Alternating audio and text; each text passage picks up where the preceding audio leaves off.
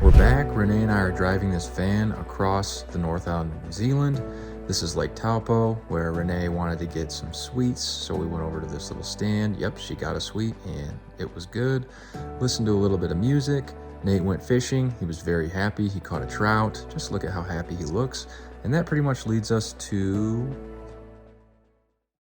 4:45 a.m. We just got on a bus. We're taking it on to Tongariro to do the Alpine Crossing.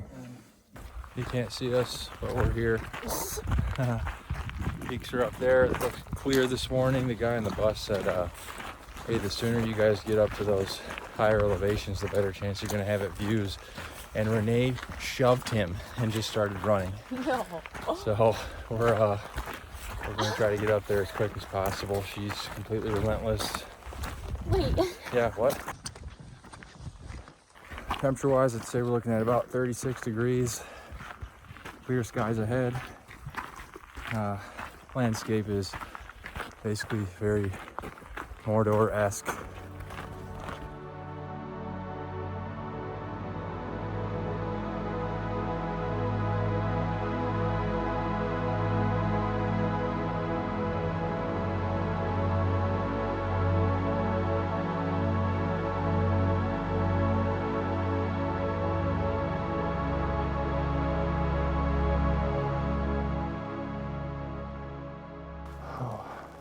We're past some of the steep stuff, and I can tell that we're getting close to like a saddle, because walking into a cloud up here is usually a good indicator that you're up there.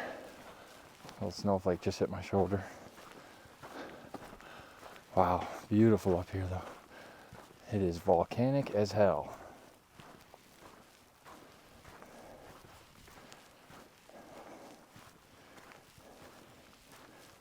They said that the clouds were going to be moving in when we got on the bus. You know, you gotta get up to the top as soon as you can if you want to try to get a clear view. And Renee said, I'm just trying to control the things I can control to get the outcome I want. So meaning she wanted to bust ass up here, and hopefully if she controlled what she could control, which is her pace and everything, she gets to see a clear view. But I think even if you miss out, if you control the things you controlled, you're at least going to be proud of yourself for doing that. So I can't really see a downside there. I guess the downside is that I have to try to keep up, but look at this back here. Whoa. One of the silliest reasons, but I guess just as meaningful, that I like hiking is, you'll be driving around at the bottom of these mountains and you look up and you see the kind of ominous clouds up on top, and you're like, man, I wonder what's up there. Well, this is what's up there. Feels like we're on another planet. Yeah, we're up here on Mars, I think. Oh, Renee just said it. I think we're in a volcanic crater because, we're surrounded on all sides by what looks like erosion. Looks pretty cratery.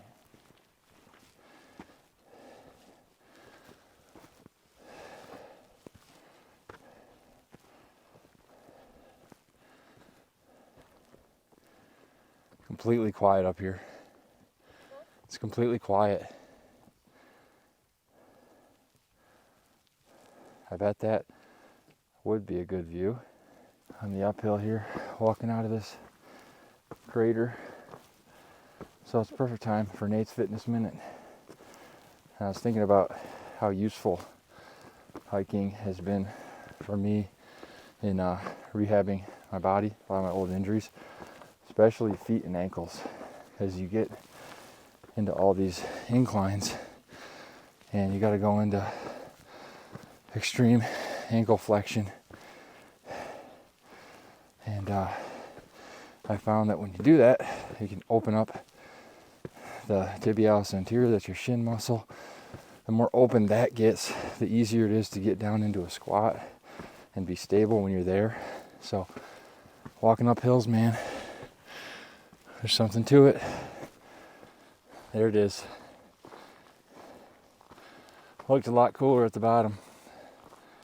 This is life, man. You set a goal, you mark a destination, and you envision how grand the view is going to be, how great it's going to feel when you get there. And a lot of times this is the reality right here. All that clarity you thought you'd have, but regardless, you still put in those miles. You still got that workout. So it's not for nothing.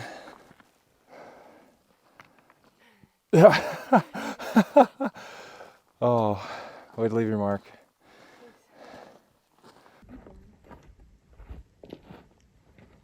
Do you see it? The water? A little bit.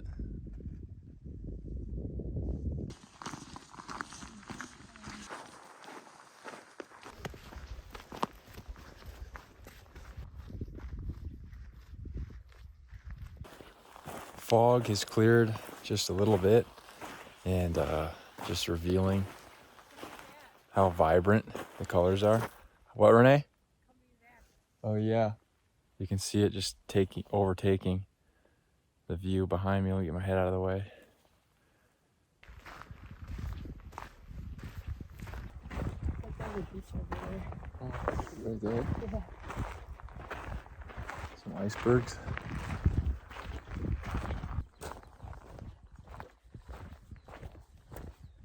Made it all the way through the Alpine Crossing, up in the clouds. Saw all the volcanic stuff. Now we're coming down, and as you can see, it's actually clear. There's a small lake. I don't know the name of that one. And then on the other side of those mountains is Lake Taupo, and I think we have another few miles left, but we're almost to Ketahate Hut over here, where we're going to eat lunch, and then there's this basically just more of these switchbacks all the way down back to the pickup point. But overall, awesome hike, pretty challenging.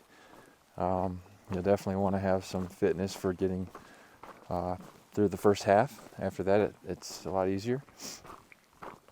But yeah, excellent day. Despite the lack of views at the top, we're getting some now, and gonna go eat some snacks and recover.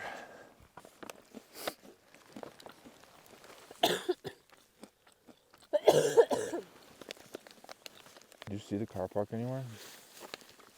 Oh no. By the way, I say car park now. I don't say parking lot because I'm sophisticated. You don't say icy, you say frosty. Don't say icy, I say frosty if the roads get a little slick.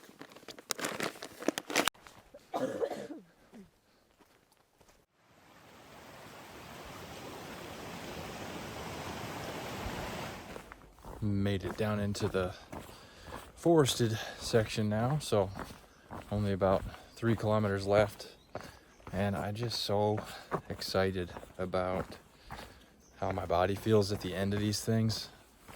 I used to go on these hikes and I would be halfway through and my lower back would be completely locking up. My left IT band would be shutting off. My freaking foot wouldn't be working.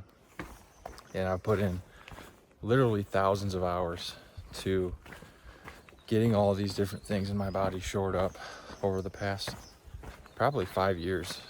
And it's paying off big time, man. Paying off big time.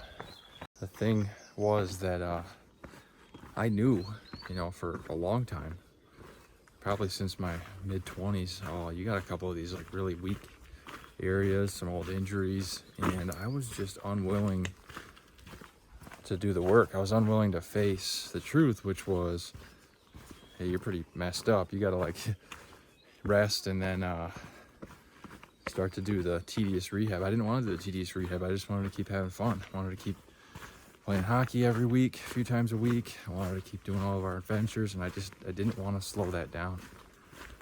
But not fixing it was slowing me down. So when I finally got real honest with myself and said, nope, you're committing to doing this, some of the hardest work I've ever done. Sounds really silly, you know, in the grand scheme of things. Go put 1,000, like I said, thousands of hours in on something, and I promise you that you'll come back and say, that's some of the hardest work I've ever done. So, about to wrap this thing up. Feeling good. Renee's down there doing bird noises, making fun of me. And on to the next one.